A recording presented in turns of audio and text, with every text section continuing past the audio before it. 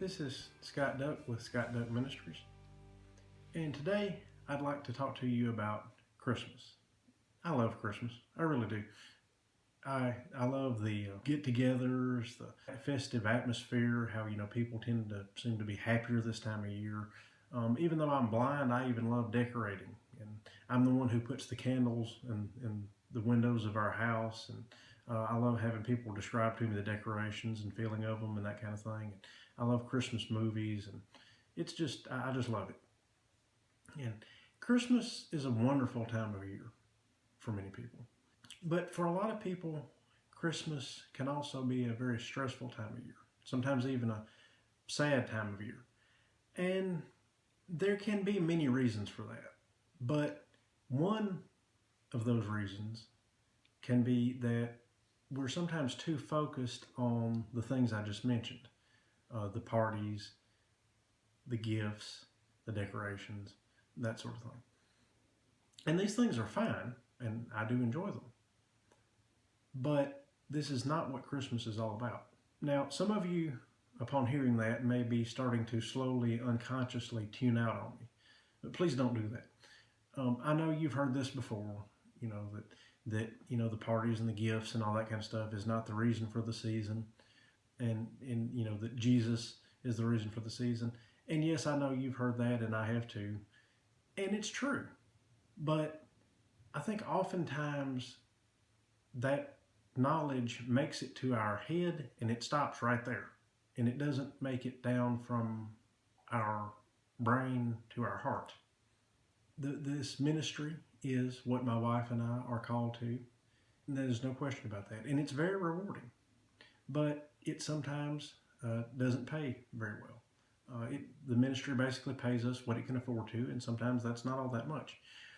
And things are slowly getting better, but even now, we can't spend a whole lot, by many people's standards, on our kids' Christmas. And that used to bother me a lot. Now think about something. I'm a preacher. I know the reason for the season. I know what the Word says about it. But all the head knowledge in the world doesn't do any good if it doesn't make it to our heart. And at one time, the head knowledge about the reason for the season didn't make it to my heart. If it had, it wouldn't have bothered me so much that we weren't able to spend much on our kids' Christmas. At one time, my mouth said one thing and my attitude said another. You ever have that problem? Think about something with me. What do we tell our kids about Christmas, or what should we tell them anyway? It's not all about the parties and the gifts. It's about Jesus. We tell them that, and then what do? We go and steadily buy more and more stuff to put under the tree, or we get all stressed out because we can't buy enough stuff to put under the tree, or both.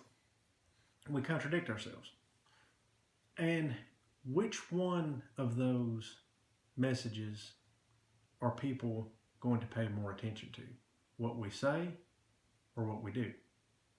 Which one of those are our kids going to pay more attention to?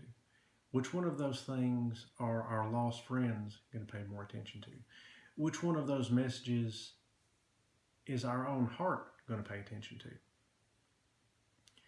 I mentioned that last part about our heart because, attitudes can result in actions, but also actions can result in attitudes.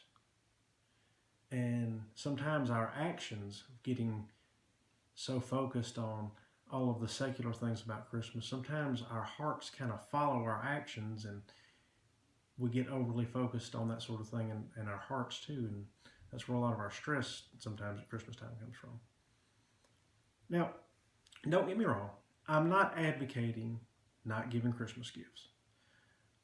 I'll be honest. I'm not entirely sure that would be a bad thing, simply because it's so hard when you're really focused on buying a bunch of gifts and that sort of thing. It's really hard to not let your main focus about the Christmas season, to sort of drift toward that, unintentionally even. But really, I think that all the parties and gifts and everything, I think enjoying all that stuff is fine as long as that's not your sole focus. We should place less emphasis on the gifts and more emphasis on Christ. And we should perhaps buy fewer and less expensive gifts. And we certainly should focus more on Christ. We should stop the contradiction. Greater love has no one than this, than to lay down one's life for his friends. John 15:13. He said that, and then he went voluntarily to the cross. There was no contradiction with him. His actions coincided with his words. So I want to encourage you this Christmas season. Let's follow his example. I mean, enjoy the Christmas season, the decoration, the food, the get-togethers, the gifts. But don't let it be just about that. I encourage you to talk to your kids about the Christmas story. Tell them of the love that Jesus expressed, not just through his words, but through his actions. I personally think that Christmas is a good time not just to talk about the birth of Christ, but also to talk about the cross, as that is where his love was really expressed.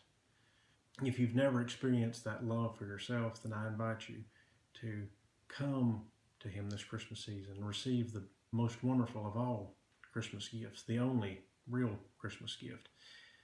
And if you don't know how to do that, then go to scottduck.com and click on the most important thing, and it'll tell you about that and walk you through that.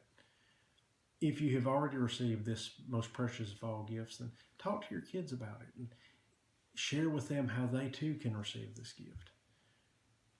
I encourage you this Christmas season to not focus on lists of wanted things, but to focus on the blessings already received. And let the main emphasis be on the greatest blessing, the love of Christ.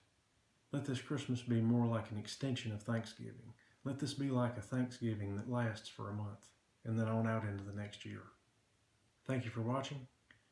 I hope that this video has blessed you. Check out our website, scottduck.com, to see the other things that our ministry does and the other content that we have. I pray that you have a very blessed and very Merry Christmas. Let only the peace that he can give be with you.